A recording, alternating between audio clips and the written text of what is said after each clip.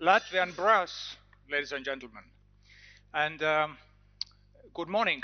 I have to say this. My name is Ots, Kaarel Ots, and I'll be your host today. In recent years, the word security has dominated the public discourse, and truly so. At the same time, competitiveness has remained on the back seat. The truth is that there is no security without a competitive economy. At the heart of competitiveness is a robust financial system. Capital markets, along with banks, of course, are not just some abstract financial mechanisms, but they are the lifeblood of our economy. They are as critical infrastructure as the roads, power grids, telecoms, etc. Yet the significance of capital markets is often underestimated. Why do they matter? It's easy. They empower citizens to invest in their future, become financially independent. They enable companies to raise growth capital for their ambitious ideas. And they allow governments to diversify funding sources, a vulnerability that was exposed exceptionally well in 2008 financial crisis that hit our open, bank-dependent economies the hardest. As Mario Draghi noted already in 2016, and I quote, "It is better to finance the real economy through several channels rather than rely on just one. Capital markets in particular can act as a useful spare tire."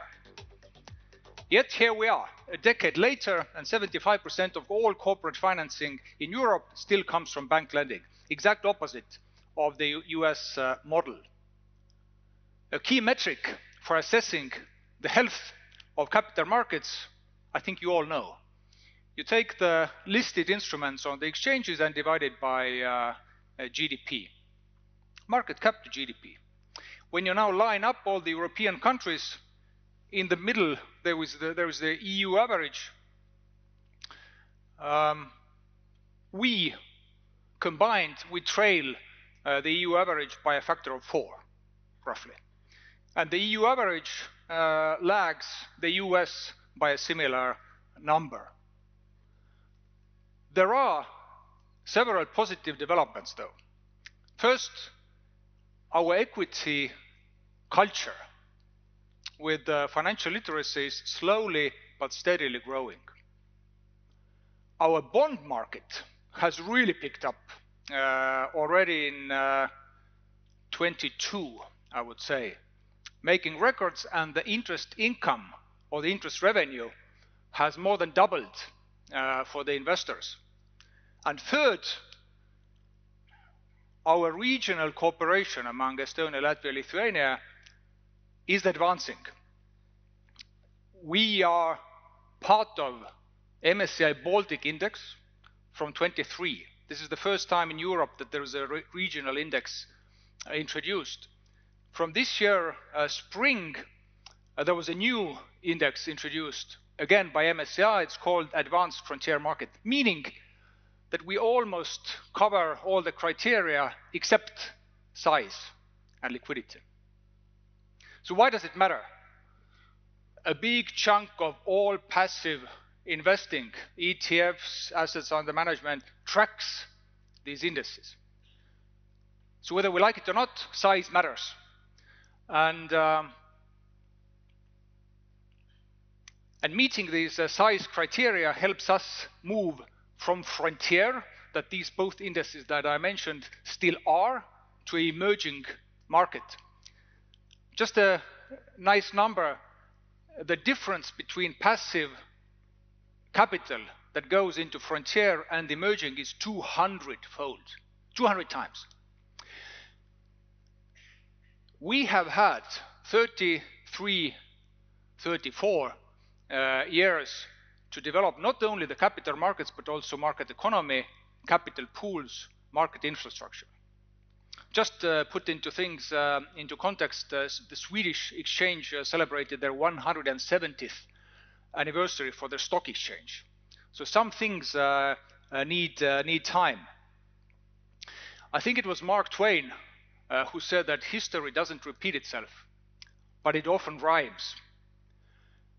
The US experienced the roaring 20s 100 years ago, give or take. After the crash that followed in 1929, the investor sentiment had soured. And it was like, never again.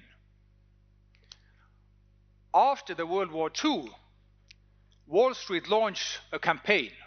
It was called Own Your Share. Great name, I think. The long version was Own Your Share of American Business.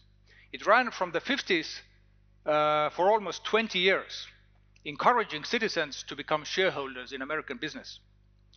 During Cold War, equity investing was positioned as a safeguard against communism, strengthening both national security and economic resilience. So promoting financial self-sufficiency was seen not just an economic goal, but as a matter of national security. If we also want security and prosperity, we have to prioritize the development of capital markets.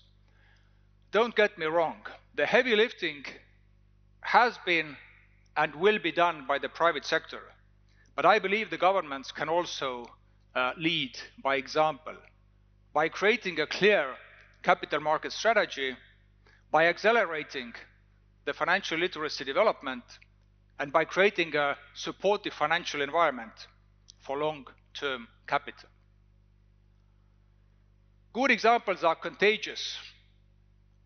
Collaboration is key. I think this conference is a perfect place not to start anything, but to continue what we have been doing for many years.